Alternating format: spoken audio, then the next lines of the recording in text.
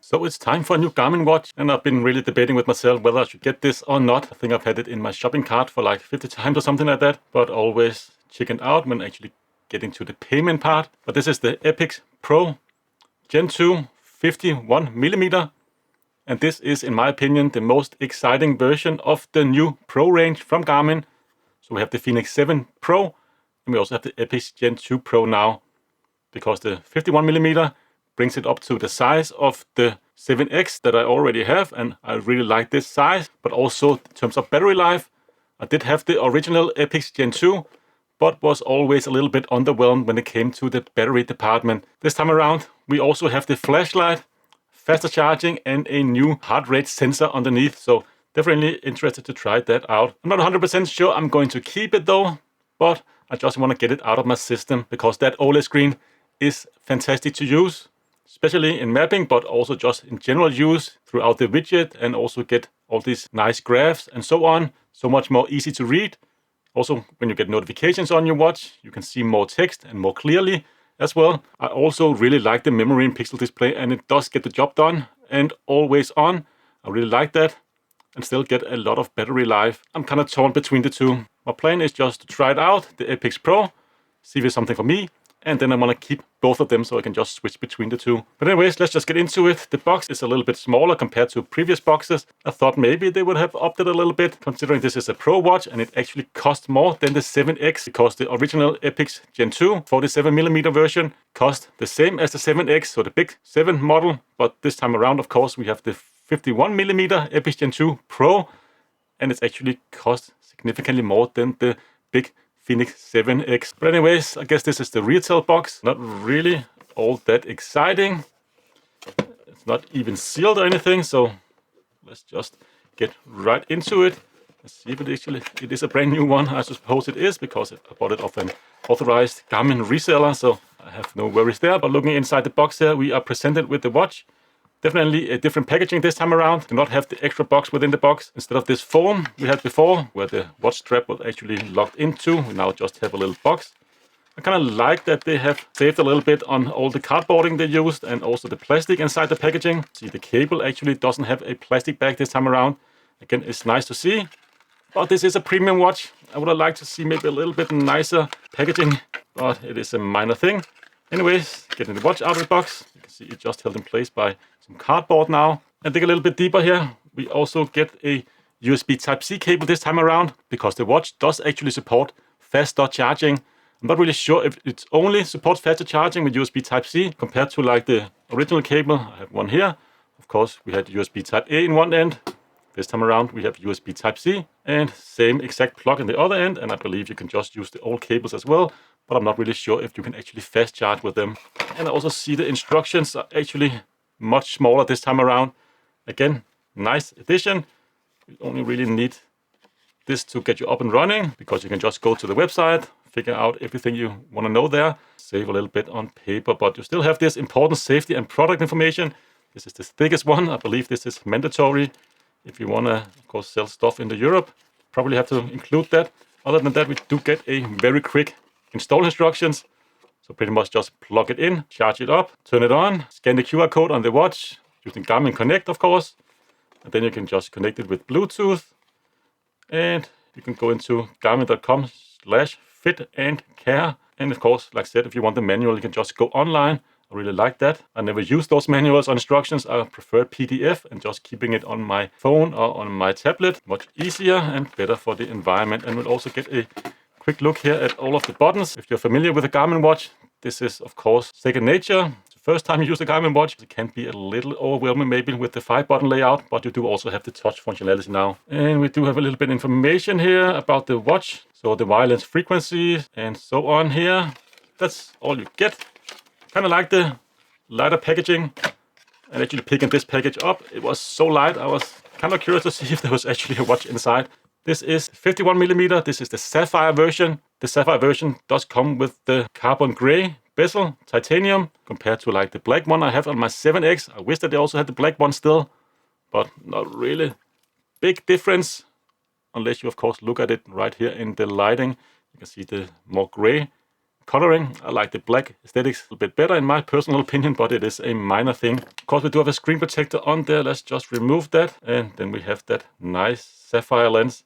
Of course, you do have a lot more glare on a sapphire lens. It's not as transparent as the Gorilla Glass lens, but if you, like me, wear the watch 24/7, pretty much no matter what I do, you will end up scratching that Gorilla Glass screen very fast. This is also the sapphire version I have, but you can see I do have a lot of scratches and such around the bezel, and I don't like screen protectors, so sapphire it is for me. But other than that, I believe it is exactly the same design as the previous model. Of course, this is the Epix Gen 2, so there was no 51mm from the previous model of the Epix range. So this is the first time we see this bigger screen. And let's just go around the watch here. You do have the standard 3-button layout. And let's just feel those buttons. Actually feels nice and spongy. Yeah, feels pretty close to the same as on my 7X here. So that's nice. I actually had to go through 3 of the original Epix Gen 2 to get one with great buttons. That was a little bit disconcerting. And for a watch of this price range, you just want everything to work. And yeah, happy to say, all buttons feels very nice and springy with a nice click. Very satisfying click actually. So yeah, buttons on this one definitely is nice. A big feature, of course, of the Pro range is that all of them has a flashlight. Maybe it doesn't sound like much, but I use the flashlight on my 7X all the time. Really, really love this flashlight. And that was also one of the reasons why I couldn't really stay with the original Gen 2. You can only really use the screen as sort of a flashlight. This time around, we do have the flashlight. We do have the newer generation, so it's supposed to be up to 2 times brighter. And that's definitely one thing I would like to improve compared to my 7X. It is a little bit floaty, and it is not the brightest flashlight. It's kind of okay when I'm out in the night running. I can kind of see my way, but it's not really clear enough. For instance, I was out on a run late one night. It was during the late summer, and it was very moist. So a lot of frogs were out that night on the trail I was running on. And I only had like the Fenix 7X with me, and it was just completely dark. And I couldn't really distinguish between the frogs and the leaves that was on like the trail I was running on. Enough that I didn't step on any frogs doing that run. But if I get a little bit more focus beam and also a little bit brighter, I think that would be close to perfect for me personally. And then of course here on the back we do have the new heart rate sensor. Kind of a big deal in my opinion, because the heart rate sensors on older Fenix watches, or Epix Gen 2 and so on, have never really been all that great. They were kind of okay, but even for slow runs, I found it to be just a little bit on the sluggish side. And especially for like higher interval runs and so on, I mainly just run, or I did back in the days. I don't really run right now, but I want to get back into it. But I just found that the heart rate sensor on the watch was just lagging a little bit. I'm hoping this time around it will be not only a little bit faster, but more accurate, because now you have those 6 LEDs to light up your wrist. So hopefully it will be better in all kinds of circumstances, and especially for the bigger watches here, because they tend to move around on the wrist a little bit more compared to like the smaller Forerunner watches, also a little bit heavier. I actually have a lot of hope for this heart rate sensor. So maybe like 80% of the time I will just go out and run with this, and only for the instances or for the situations where I really need some more accuracy or faster response, I will of course put on a chest strap. That's at least what I am hoping for. Man, it does get dirty pretty quickly. Just my dirty hands here. Oh, yeah, it's very hot right now in summertime, so my fingers are a little bit moist. But we do have the same charging plug, so that's nice. You can use all of your previous cables. So we have the old style cable here. Just plug it in and use it just like so. And I believe still just USB 2.0, so nothing fancy there, but we do have faster charging now. I believe you can go full charge in about 1.5 hours. That was also one of the annoyances I have with the older generation. I was very slow at charging them up, and especially for a watch like this one here, that you need to charge a little bit more frequent than a memory and pixel watch like the 7X here. It is definitely nice to have faster charging as well. Of course, we do have the Pro moniker on there, or branding on there. Great. Lightly different watch straps. I'm still not a big fan of these silicone watch straps, so that's the first thing I'm going to replace. Also because I'm not 100% sure I'm going to keep this watch. So I just don't want to put any wear and tear on the watch straps. But the newer watch strap should be a little bit more comfortable because it has these grooves along the side here, or along the watch strap, where the holes actually are. And that should make it wrap around your wrist a little bit better, and it definitely does feel very flexible. I just tend to get a rash with these rubber bands, so not for me, but your mileage may vary. I definitely still highly recommend these Yo side straps. I can link them down in the description below, and I also made several videos about those. Still the original one I bought, and it's still nice and flexible. Just needs some cleaning regularly, but other than that, definitely still nice and good to go. Very lightweight, breathable, and does get a little bit wet, but it also dries very fast. So nice watch strap, I highly recommend it. But anyways, let's just try and actually turn this watch on and see if there's any juice. Usually there is some power on there, and yeah, you can see it is actually powering up. As far as I know, it does not have any newer CPU or GPU in here. It's exactly the same SoC as the previous generation, which is a little bit disappointing, I think, especially now when it carries the Pro moniker. Would have been nice to see a little bit faster performance, especially in mapping. The higher resolution OLED screen just tend to be a little bit slower than the 7X. Also throughout the menu system, the widgets back and forwards, it can just lag a little bit more and feel a little bit more sluggish. Not slow, but just a little bit sluggish. But anyways, let's just set it up and actually compare a little bit to the 7X. And let's just set it up with English here, just for all of my English viewers. And let's just pair it with a phone. And you can see you get your barcode there. And of course, if you have Garmin Connect, just open it up, go into your devices or Garmin devices, and click here on Add a New Device. Should show up immediately. You can see there. Didn't really have to do anything. Let's just hit Connect, and you have to click here Allow. Oh, I didn't even have to use the barcode for some reason. Let's just pair it up, confirm the pin, and should be pretty easy to get up and running here. That's that, and you probably have to go through some setup here. For some reason it is in my native language, so it's just asking me if I want this to be my primary wearable, and I will do so for now. And sleep pattern, I like to not get notifications from 2300 to 1100, so 12 hours. I know I am notification free on my wrist, but of course your mileage may vary, but I definitely like to have it set up like that. And now it just needs to sync with the watch. Doesn't take all that long. You can see there, should be ready now. And you're taken through one of the guides here, or short guides, just to want you to try some of its functionality and how you can go to the control menu and how you can navigate and so on. Use the flashlight. Of course, you can go to activities if you click on the start button, and that's pretty much it. Next up, of course, you can set up music, Garmin Pay, Wi-Fi, and Garmin Connect. Just click here, and we'll take you through the setup process. I do use Garmin Pay all the time, pretty much my main payment method. And you can also set up Wi-Fi, set up live track, and of course music. I believe we don't have YouTube Music on here, unfortunately. I believe it's still Spotify, Amazon Music, and Deezer. I do use YouTube Music, so it's a little bit annoying. You cannot get it on here. So what I do myself, I have my Samsung Watch 5 Pro that I take with me running. I do have the LTE version with a SIM card inside, so I can just stream music on this watch here, stream it to my headphones, and then I will not drain the battery of the Garmin watch, because Bluetooth streaming music still is a big hit on the battery. I believe up to 17 hours with the Epix Gen2 51mm, 16 hours with the normal 7X, Fenix 7X. That's a big hit in battery, so I don't really prefer to use the watch with Bluetooth because it charges more frequently. So I use a smart watch, a proper smartwatch for that. I do have YouTube Music on here, and also people can get in contact with me, call me, and send me text messages and so on. So that's definitely a nice solution for me personally. Let's just go and see what kind of music apps we have. Yeah, we still have only Spotify and Deezer, not even Amazon Music for some reason.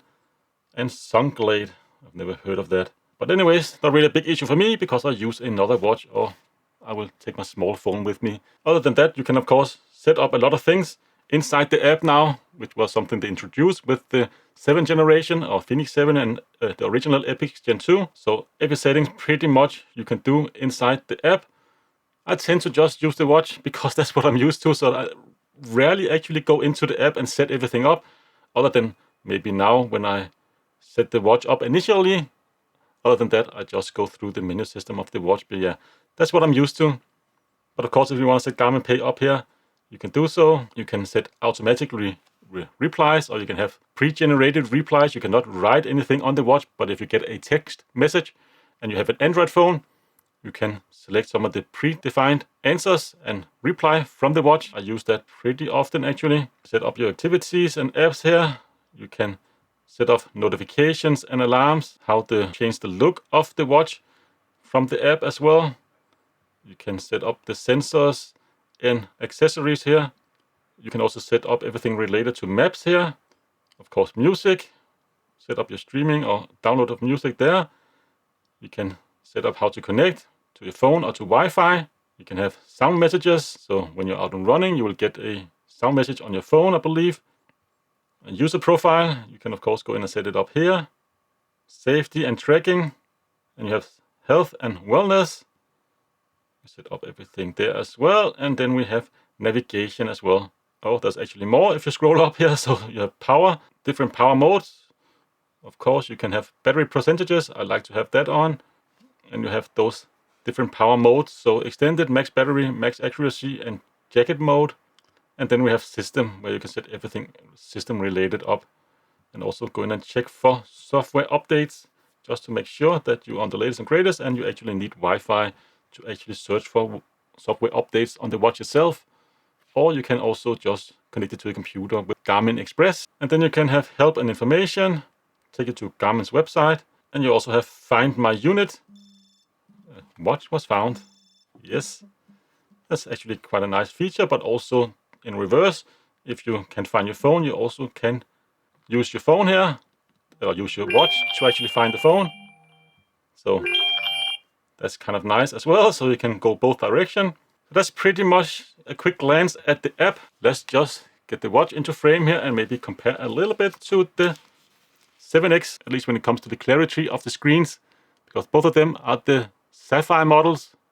But man, the Epix actually looks like it is much more transparent than my 7X. The 7X has always been a little bit reflective, and the screen actually looks a little bit grayish almost.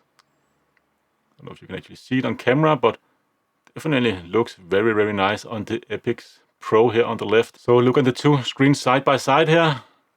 Both of them are very reflective. You can see here, when you look at it from certain angles, you can see all the lighting here. My little home studio. But definitely the Epix is much clearer to actually see. Of course, the mirror and pixel display is a little bit better in direct sunlight, but I've never really had any issues with my Epix Gen 2 at all. Always looked kind of nice. And of course, if you scroll down to the widget, let's just go into the weather widget. You can see there just looks so much nicer on the Epix Gen 2. And it's not just a matter of high contrast and nicer colors, but also that you actually see more details on the screen, or more information on the screen, and everything just looks more clearer. Definitely it is a nice upgrade. And now that the battery life isn't terrible, actually quite impressive for an OLED display to have this long battery life. I feel like you're not really paying too much of a penalty with the OLED screen now in terms of battery life. Actually, if I can have comfortable 1 week usage, do all my activities and tracking with GPS and so on, and charging once a week, that will definitely be fine enough for me. Let's go into the ABC widget. The compass is a little off there, but definitely you can see the screen is just so nice on the Epix. And also for plots like here or graphs, it just looks so much clearer. It is so nice. But yeah, you saw there a lot of lag. I'm actually pressing the button up and it just takes forever to actually go there. Just not all that great. But of course you don't have that much data on the Epix Pro now, but man, it just looks so freaking nice. Then of course you have the hill score and the endurance score. Maybe we can find a notification here and see how much clearer it actually looks on the OLED screen. You can see also a little bit more detail. You have to scroll a little bit to see everything on the 7X versus the Epix Pro. You just get that nicer, clearer text, also better contrast, so easier to read actually. This notification does have a little more text in it, and you can actually see a little bit more. It's not really that much more, but the text is much clearer. If you scroll a little bit there, you can actually see more text on the Epix Pro. And let's just have a closer look at the watch faces we actually get. Oh yeah, that's actually the new widget screen. When you hold the back button, before you will just go back to the watch face. But this time around, of course, you will go through the widget system. So definitely have to get used to that. You just go up to go back to watch face. Okay, that's actually kind of nice. So if you're in a widget and you just want to go back to the watch face, you can of course hold the back button and just click the up button here.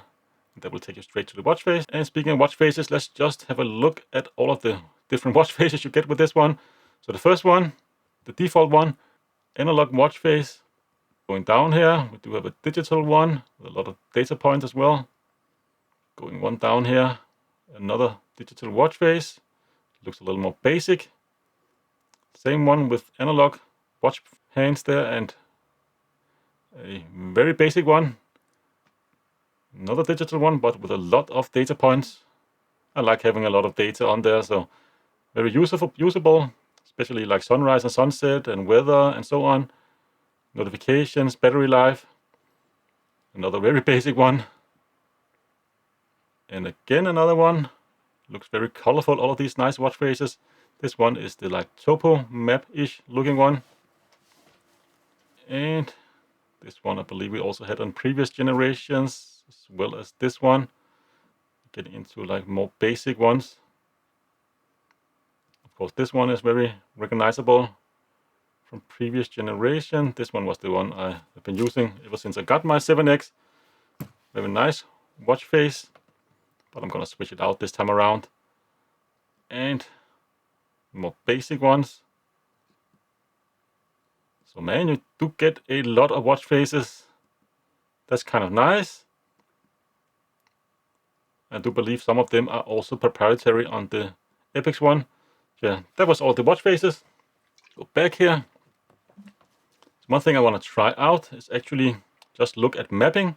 And of course, first time you go into activities, it wants you to select all of the activities you use. I use a hike, walk, and we have running, of course. Run. Walk is also underneath run, okay. Trail run. Don't do any ultra run, maybe treadmill from time to time. Cycling, I don't do anything like that. I actually like the way it categorized it now. Before it was just one long list, so you can just skip over those you don't really need. I don't really cycle or swim or go to the gym. Winter sport, nothing of that nature at all. And if we have something else, golf, horseback, jump master, tactical, navigate, expand, track me, other apps, clock, tight, anchor, heart rate, stress, health snapshot. I actually kind of like having that, even though I really don't use it. So taking a look at the map, you can see a lot more details on the Epix Gen 2. It's also very slow at drawing the map. You can see if I kind of move the map around here, it takes quite some time for it to actually draw that map. That's one of the reasons why I wanted a little bit faster CPU in there, because it does feel a little bit slow at times compared to like the Fenix. Doesn't have as many pixels. Still slow, but you can see it just is a little bit faster. Now we're at the 1.2 kilometers distance, and you can see very slow drawing the map. Fenix, much faster, but there is also a lot less details. If we actually get a little bit closer, 800 meters here instead. On both of them, a lot more detail. Of course, it's not really in the same place on the map, but you can see the leg there just looks so blue and nice. Legs right here, not really all that colorful, but very slow at drawing the map. Not really that bad now, because we're a little bit closer.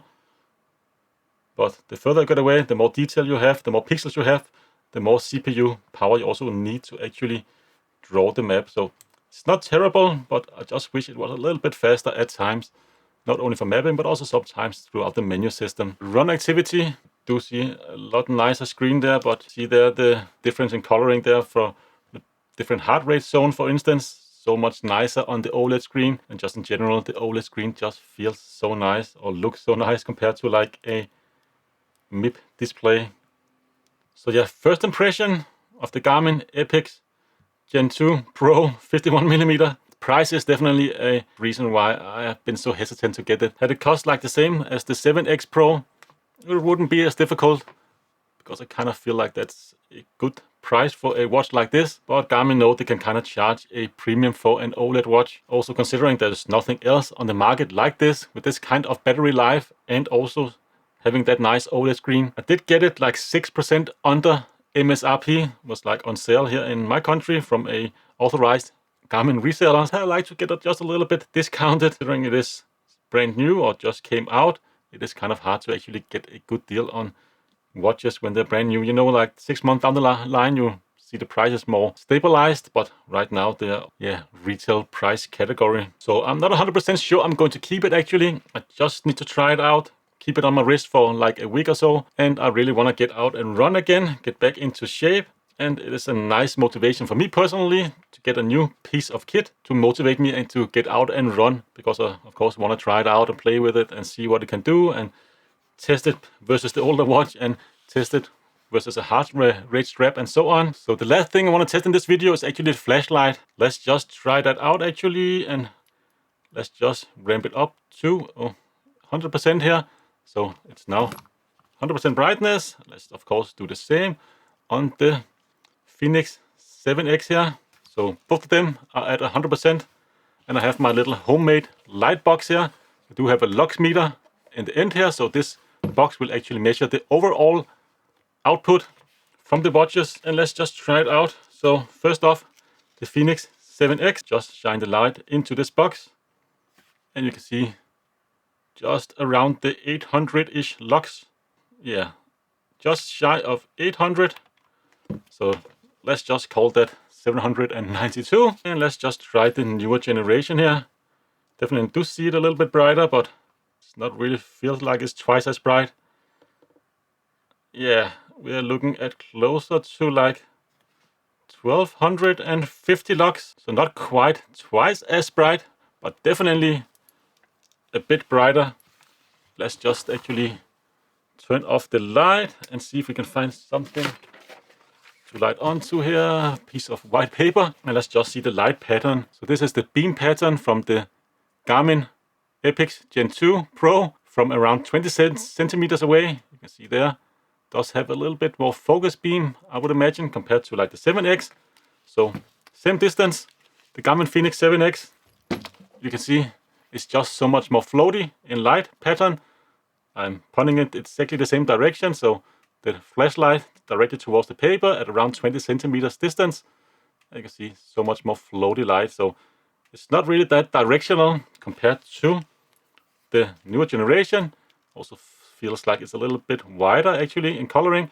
You can see there, same distance, shining straight towards the paper, and you get definitely a much more focus beam. Not super focused, still a little bit floaty, but yeah, definitely a much more usable beam if you want to go out and run at night, for instance, or just around the house. I use it, like I said, all the time just to find my slippers at night, for instance, or find something in my car, or yeah, just having this little flashlight on your wrist is a game changer.